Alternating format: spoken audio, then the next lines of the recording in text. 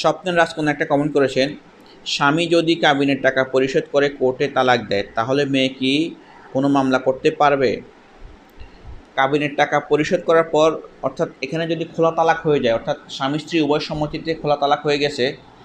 এবং মেয়ে মেয়ে তার সকল দেনা পাওনা এবং সকল কিছু বুঝিয়ে পাইছে, এই ধরনের কোনো যদি একটা ক্লজ থাকে ওই অঙ্গীকারনামাতে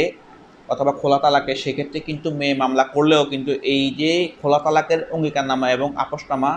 এবং মেয়ে তার সকল দেনা পাওনা বুঝিয়ে পাইছে, এক্ষেত্রে কিন্তু এটা একটা ছেলের পক্ষে স্ট্রং এভিডেন্স হিসেবে কোর্টে দাঁড়ানো যাবে। কিন্তু একজন নারী, সমস্যাটা হলো মেয়ে কিন্তু ইচ্ছা করলে যে কোনো সময় মামলাটা করতে পারে এবং একটা সময় মামলাটা থেকে আসামি খালাস পাবে, কিন্তু প্রাথমিক যে একটা হেনস্থার শিকার হতে হয় স্বামীকে এবং স্বামীর পরিবারকে, এটা খুবই দুঃখজনক। এই কারণে আমি একটা অনুরোধ করব যে যখন পরিস্থিতি এমন হয় যে সংসার আর কিছুতে টিকানো যায় না, সেক্ষেত্রে আপনারা চিন্তা করবেন যে উভয় পক্ষের গার্ডিয়ানের উপস্থিতিতে, অর্থাৎ ছেলে এবং মেয়ে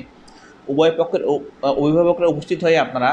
বিষয়টা একদম সমাধান করে ফেলবেন এবং মেয়ের যে দেনাপানা আছে এবং স্বামীর কাছে 3 মাসের খোরপোশ এবং মোহরার টাকাটা আপনারা চেষ্টা করবেন যে একসাথে ক্লিয়ার করে দিয়ে